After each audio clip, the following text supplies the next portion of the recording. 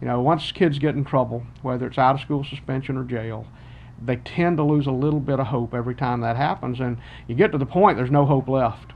And with restorative justice, it sort of injects a little hope into the equation. It makes everybody believe maybe there's a chance to get this student, this family back on track, because no one wants to be in a situation where their child is going to be put in lockup or in a residential facility. That is very traumatic for families and certainly traumatic for students. They may play the tough guy. They may act like it doesn't bother them. But when they lay their head on that pillow at night, it troubles them. It's in their heart and soul. And the only way we're going to be able to rectify that is bring back hope for those kids.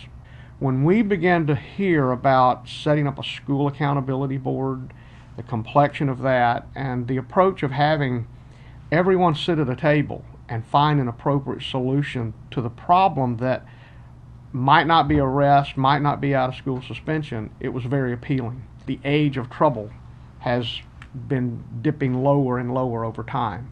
But we thought middle school, 6th, 7th grade was a great place to begin a program like this. And then if you can make it work, we'll take those learnings and then try to move it up the line. But the concept of creating a board that could bring students and parents and school officials and community members together to help us figure out the right solution for a misbehavior or an act that had occurred, we were going to pursue.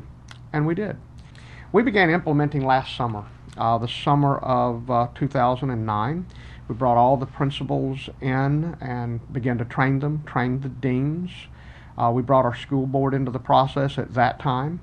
And we had good support in terms of that training. Dale Landry was our trainer, excellent resource for us. And then we let the schools get together and figure out who should be on your board, how does it fit your community. But they all had to create the plan that were in the pilot, and we've been using it during this 2009-2010 school year, and we've had some good results. To see two students who had been fighting each other, vicious fights, injuries, we have a school accountability board. These kids hated each other, you would think, because they're fighting. 2 weeks later, they're sitting together at the lunchroom table. They've become friends because they both were able to understand where the other one was coming from. And they knew their destinies are sort of linked together now. We have to make this thing right, and part of that is those relationships that come out of the school accountability. I mean, we're already at a place where we're spending much, much more to incarcerate and to imprison than we are to educate. At some point, there's got to be leadership where people stand up and try to stem the tide. This isn't the panacea, but it's a step in the right direction.